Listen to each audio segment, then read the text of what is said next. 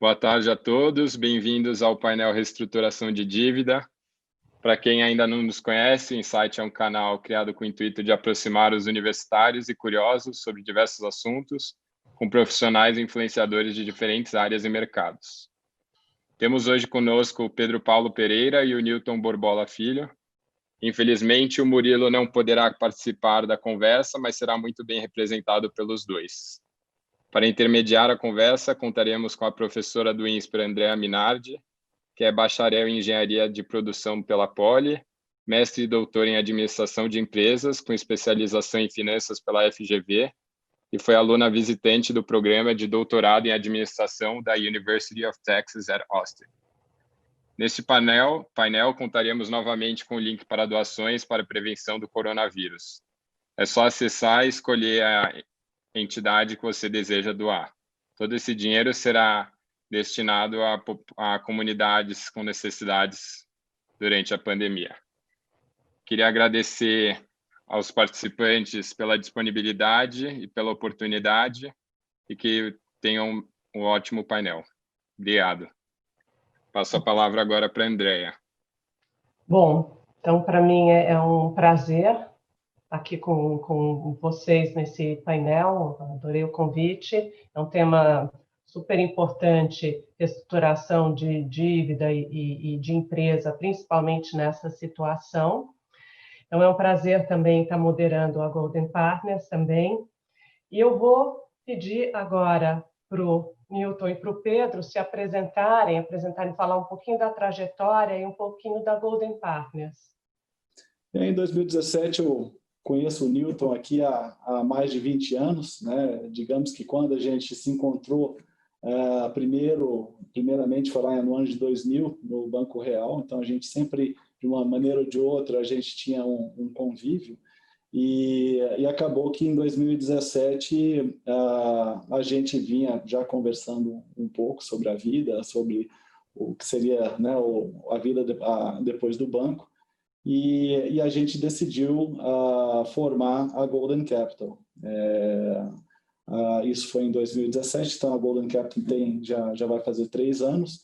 E o que é a Golden? A Golden ela é uma boutique, né, especializada em finanças corporativas, e somos em 3 sócios, né, como o próprio Newton falou, o André, desculpa, falou, o Murilo não está aqui.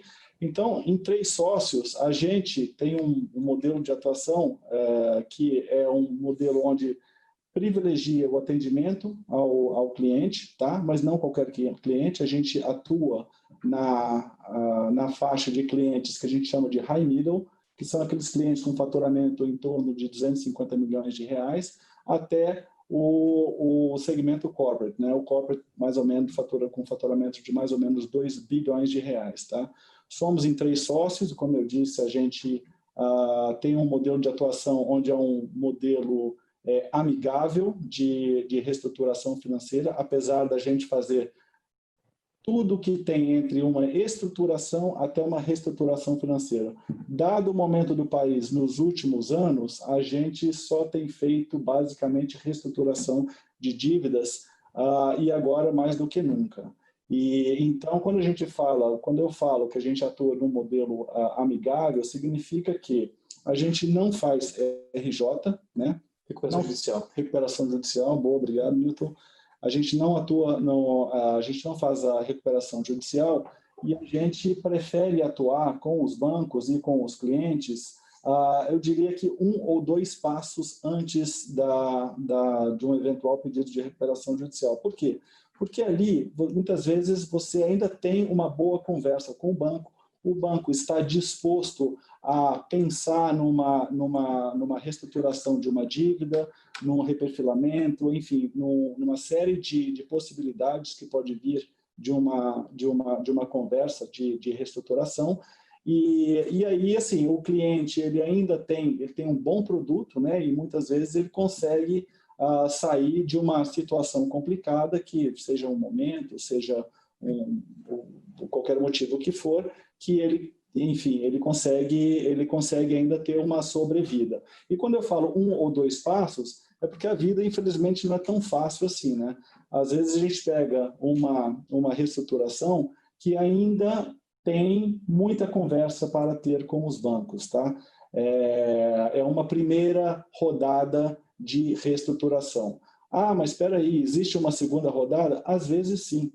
Às vezes as empresas, elas reestruturam a dívida, né? Eles fazem todo o trabalho de reestruturação, e aí essa reestruturação, à medida que vai caminhando e as PMTs, né, os pagamentos começam a ter que ser feitos, muitas vezes eles entram numa outra, vamos dizer assim, num outro problema onde eles começam a ter dificuldade de pagamento. E aí é uma segunda renegociação que pode acontecer, às vezes acontece, às vezes não acontece, mas essa segunda reestruturação é uma reestruturação mais difícil, né? A gente tem alguns casos aí da segunda renegociação, que é uma coisa bem mais nervosa, e afinal o banco já conversou uma vez, ele já comprou a sua história uma vez, ele já viu a modelagem uma vez, e aí você vem com de novo um pedido de clemência, um pedido de ajuda, aí já é uma coisa um pouco mais difícil. Tá? Então, a Golden, ela trabalha nesse sistema aí vamos chamar assim, de uma renegociação ainda amigável, dado que a gente acredita que acho que o cliente pode sair ganhando, o banco ainda sai ganhando, e nós que a vida toda atuamos em banco, a gente tem uma entrada muito boa, enfim, a gente tem uma conversa muito boa com eles, e assim a gente quer manter. Então, a gente consegue fazer a triangulação de tal forma que todos saem ganhando. Quer dizer, vocês acabam ajudando toda essa estruturação, né? Vocês acabaram falando também que várias vezes tem empresas que fica até mais fácil alongar o perfil da dívida, né? Vocês pudessem falar como é que vocês lidam essas negociações? Assim, a gente pode quebrar isso aí em 5 fases, sendo que a primeira fase é a fase 0. E é claro, quando você não conhece a pessoa e você querer abrir a caixa de Pandora ali na primeira conversa, é muito difícil. Né? Então, por isso que a química, o que eu estou chamando da empatia, ela é muito importante. A gente pede e a gente assina o que a gente chama lá de um NDA, né? Um Non-Disclosure Agreement. Para quê? Para eles poderem abrir o financeiro para a gente. Claro que a gente tem já um kit, né, de pedidos para essa primeira conversa. E, de novo, nessa primeira conversa é extremamente assim, jogo aberto, e a gente faz um due diligence rápido da empresa para a gente ver como que ela está e se a gente consegue ajudar. Então, quando a gente recebe os números, as informações preliminares, a gente consegue já fazer um pré-diagnóstico. E dali a gente consegue já filtrar. Esse caso tem solução amigável, esse caso não tem solução amigável. Então, a gente avalia os bancos, as garantias, um pouco do fluxo de caixa da empresa, a gente olha balanço, se é auditado, se não é. A gente tenta mapear um pouquinho como a empresa, qual que é a fotografia da empresa, para ver se a gente consegue construir uma história dali para frente que se sustente. E, de novo, o Nilton tocou num ponto aqui importante, que é essa questão aí da gente fazer essa avaliação prévia, né? Porque é em cima disso que a gente faz a contratação, e aí a gente vai para o passo 2. Havendo a contratação, aí sim a gente faz uma imersão, a gente já se aprofunda nos números, a gente estuda, a gente aí sim constrói uma história que, de novo, por ter tido passado em comitês de crédito, em áreas de recuperação e tudo mais, a gente tem mais ou menos uma noção e a gente sabe como que os bancos vão aceitar aquele tipo de proposta. E aí entra a segunda fase, né? Quando você entra e você desenvolve a estratégia para levar para os bancos. Depois que você desenvolve, que você viu os números, e aí ver os números significa você vê volume, você vê prazo, você vê as taxas que estão lá dos financiamentos que estão para estourar, você vê quais são os bancos, às vezes você tem 3 bancos, às vezes são 12 bancos, então assim, às vezes tem fornecedores, como o próprio Nilton disse, às vezes são os FDICs, quais são as garantias que eles têm, tem over collateral, tem garantia, enfim, tem garantia real, tem desconto de duplicata, você analisa o caixa da empresa, você vê se ela está precisando de capital de giro de curto prazo, e aí você entra num outro, vamos chamar assim, numa outra pergunta. Vai precisar de fazer captação? Se precisar de fazer captação, como que nós vamos fazer? Onde é que nós vamos arrumar garantia? Essa captação vai ser em forma de dívida? Vai ser em forma de equity ou quase equity? Vai ser, eventualmente, a própria venda da empresa ou venda de um ativo e assim por diante. Então, esse é o diagnóstico e a estratégia que a gente desenha para a gente levar para os bancos. Tá? E aí você entra na fase 2, né? Eu diria que a fase 2, lembrando que essa aqui já é a terceira fase, porque teve a fase 0. E aí você entra na modelagem, que são a hora que é a hora que a gente usa os analistas. Né? A gente faz uma modelagem, né, em cima do que a gente viu ali dos balanços dos últimos anos, o que a gente enxerga como uma coisa factível, né, deles entregarem. Muitas vezes a gente tem 1, 2 cenários, né, um mais agressivo, um menos agressivo, e a gente monta, e eu acho que é aí que é um diferencial importante, que a gente monta uma modelagem que a gente chama que pare de pé, e que daqui a 1, 2 anos ou 3 anos eu não vou ter que ir lá e fazer a segunda reestruturação. Aqui é muito importante a questão voltando na pergunta da carreira, por que é importante a gente ter gente aqui com bastante experiência que entenda como que é um fluxo de caixa, como que um banco funciona, como que um banco pensa. Todas as nossas projeções, elas são feitas de forma, como o Pedro falou, sempre um cenário um pouco mais otimista e um cenário realista, que é o que a gente de fato acredita, né? E a gente tem que saber explicar isso de uma forma muito didática, né? Então, quando eu sento com um banco para explicar por que eu estou pedindo 7 anos e não os 5 anos que eles querem me dar, eu tenho que conseguir explicar que 5 anos não vai resolver. Mas o que é importante é que a gente sempre faz com base técnica. Tá? A gente não pede prazo, carência ou fluxo de pagamento irregular porque a gente acha que é legal. Não, a gente embasa tecnicamente. Então, assim, é difícil dizer se tem estruturação mais fácil ou menos fácil. Cada caso é um caso. Depende de como a companhia vem lidando com os credores no passado. A credibilidade do acionista e da empresa é muito importante. Tá? Uma pergunta que sempre nos fazem, isso é recorrente. Muitas vezes, quando a gente conversa com uma empresa, com um acionista ou com algum executivo, eles perguntam, poxa, mas o que vocês fazem a mais do que a gente? Por que eu não consigo o prazo que você consegue? Por que a gente não consegue? Isso é uma pergunta, parece óbvia, né? Mas tem uma explicação muito clara, né? O banco, ele te oferece o que está na prateleira, né? Ele vai lá, eu preciso renegociar minha dívida. Tá bom, tá aqui 3 anos. 36 parcelas iguais, a taxa de juros é essa. A maioria das situações, quando a companhia não está ainda próximo de ter um colapso, é normal, o acionista assina, o diretor financeiro acha que está fazendo um bom trabalho e não está errado. O problema é que ele não olhou para o fluxo de caixa dele. Ele simplesmente pegou o que estava na prateleira, falou, é o que eu tenho para hoje, ok, é melhor do que ficar com a dívida toda no curto prazo. O ponto é, como nós vivemos dentro de banco muitos anos e hoje o nosso trabalho ele é muito focado nisso, a gente sabe até onde dá para esticar. A gente sabe que não é o que está na prateleira que a gente precisa. É o que está ali escondido que o banco não mostra, ou pelo menos ele não mostra abertamente.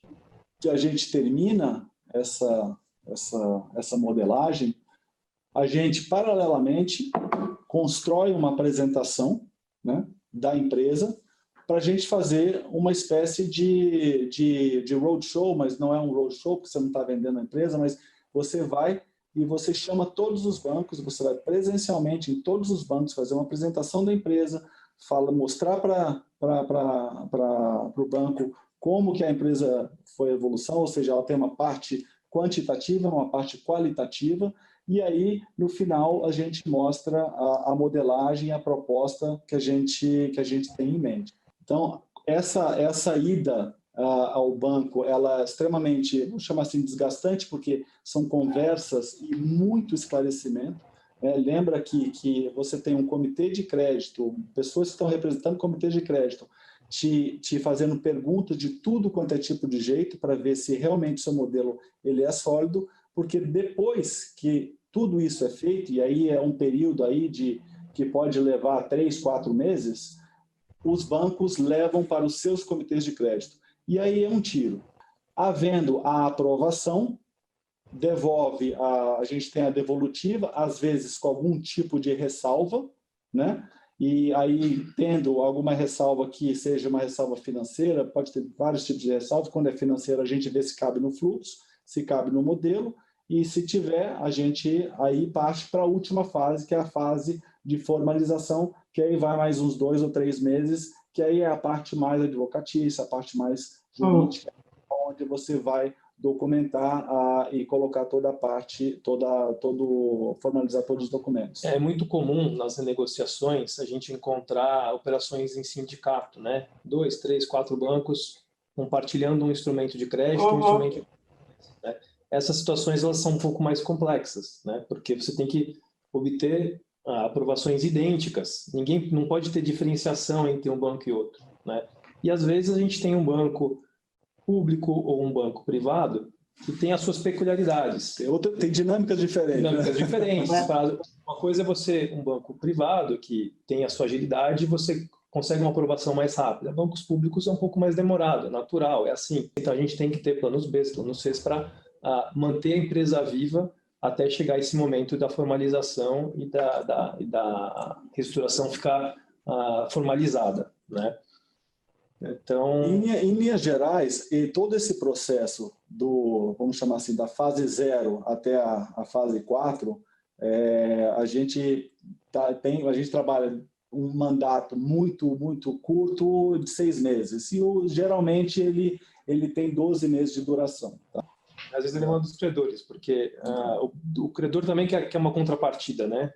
Quando ele te dá prazo, ele te faz concessões, ele quer também algo em contrapartida. E às vezes é um monitoramento, tá? Que pode ser através de uma reunião mensal de conselho e depois apresentações mensais de resultado para os credores. E às vezes eles pedem também um monitoramento mesmo. Isso é muito comum. Isso chama watchdog, né? Então eles colocam isso nós não fazemos, tá? É outro tipo de serviço. Eles colocam uma empresa que vai prestar contas mensalmente para os credores, dizendo, olha, realmente não houve nenhum pagamento fora do previsto, não distribuiu dividendos porque não podia, os covenants financeiros estão sendo atendidos, previsto em contrato. Então, quando tinha uma assessoria, era sempre mal visto. E com o tempo, os bancos começaram a entender que o papel da assessoria ele é muito importante.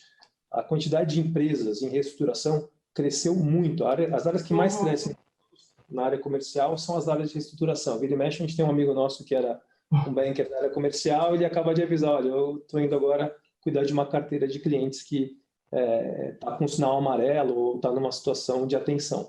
Então, a gente tem visto isso com frequência acontecer e cada vez mais o nosso trabalho tem sido visto com bons olhos. Por quê? Porque entendem que tem pessoas sérias buscando soluções. Aproveitar, passar uma pergunta já do Covid, já para agora, que eu acho que vai caber bem. Que agora a gente está numa situação de crise, falou que tem aumentado muito, gente migrando e vai aumentar mais ainda. Como é que vocês estão lidando com isso, comitê de crise, como é que vocês estão fazendo e como é que os credores também estão se portando, se eles estão sendo sensíveis a esse momento, as empresas? Que as empresas, tem algumas que devem ter caído 70%, 90% do faturamento. Exato. Cada credor tem se movimentado de uma forma, mas a gente consegue talvez separar em blocos, né? Os grandes bancos do Brasil têm buscado apoiar, né? Eles entendem a situação, ao mesmo tempo eles tentam separar as empresas que de fato estão com dificuldade e precisam de ajuda daqueles que olham também só com oportunismo, né? Então, claro que é difícil você dizer um setor hoje que não esteja sofrendo. Alguns sofrem muito mais, claramente aí aviação civil, hotelaria, restaurantes, o varejo de uma forma geral, vestuário, esses clientes estão sofrendo muito mais. O ponto é difícil a gente saber quando acaba. São decisões diárias. Nós instalamos comitê de crise, é exatamente esse o termo que a gente utiliza, diário em todas as empresas que a gente está hoje em projeto. Tá? Então, a gente tem comitês diários para saber como é que está o dia, conseguiu faturar, não conseguiu, vendeu, não vendeu. A gente tem hoje 3 empresas que a planta está fechada há mais de um mês, né? Então, em muitos casos a gente tem estoque, só que não consegue vender. O que estava vendido tem pedido que parou, não me entrega. Tem caso em que fechamento de fronteira, no caso do Santa Catarina, por 2 ou 3 semanas, nada podia ser entregue no estado, então a gente também tinha pedidos feitos, faturados e que a gente teve que segurar. Isso tudo estrangula o capital de giro. O que a gente passou a fazer é olhar as medidas do governo, o que a gente poderia utilizar para estancar e segurar a caixa. Né? Uma das coisas que a gente faz quando entra é preservar a caixa. Então, a gente, em todas as empresas que a gente atua hoje, a gente sabe exatamente quanto tempo consegue sobreviver nessa situação.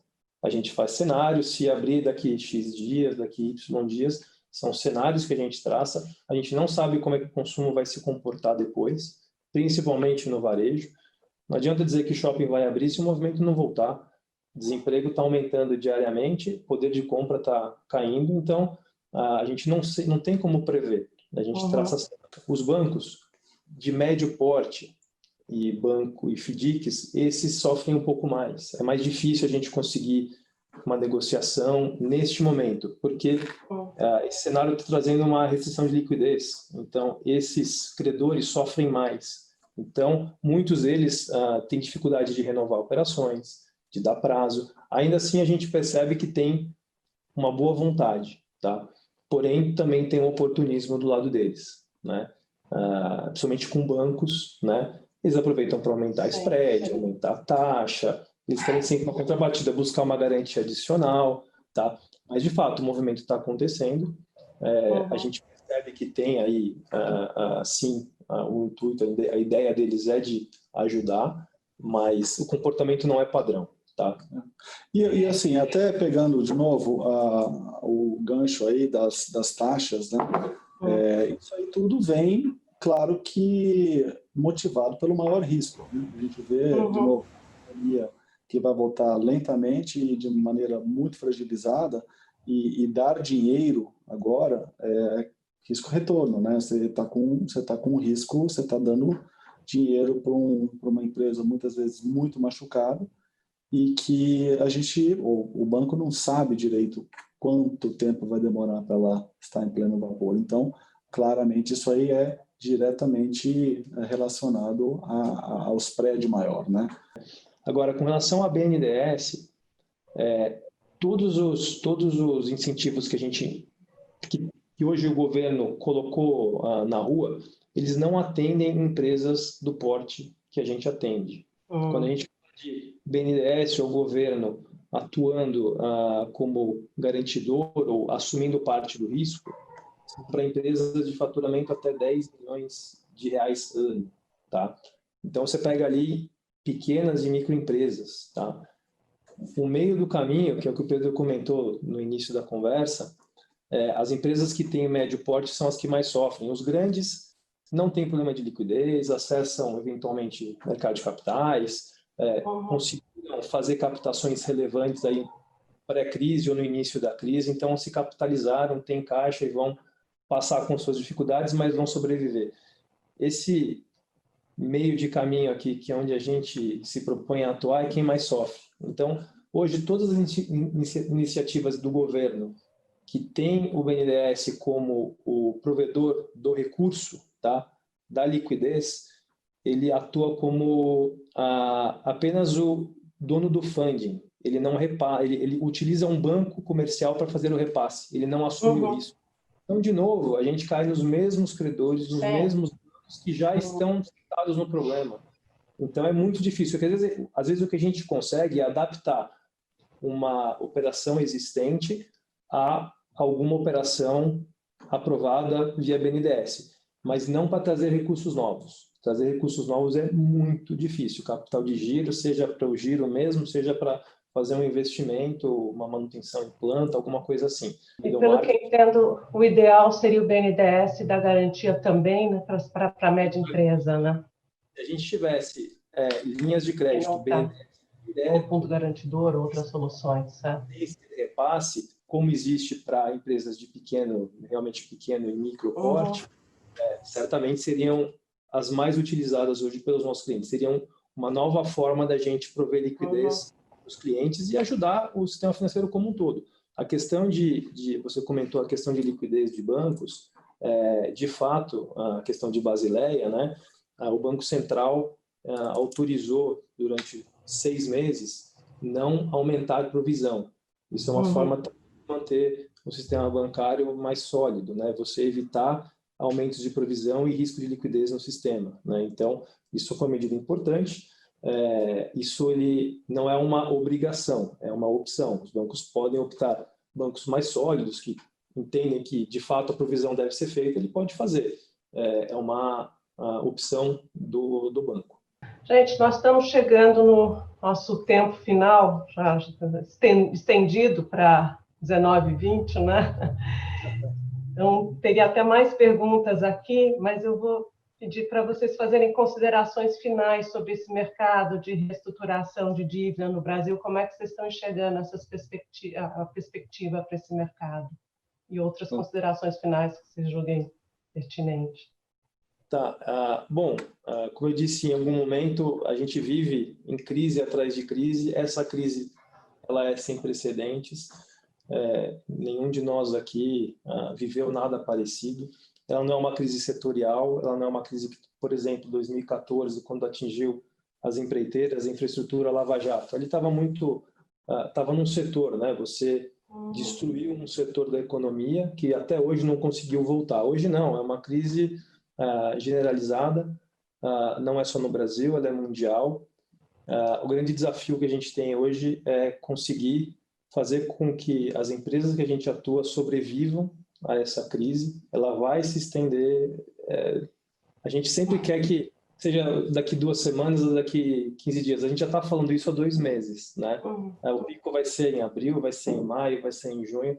Infelizmente, a gente está num país que sofre mais do que a média. Aqui o dólar sobe mais, a bolsa cai mais, sobe mais também quando tem euforia. Então, a nossa volatilidade é bem mais alta. Exato, a gente está num país volátil. Então, a crise tende a ser muito mais intensa aqui do que em outros países, né?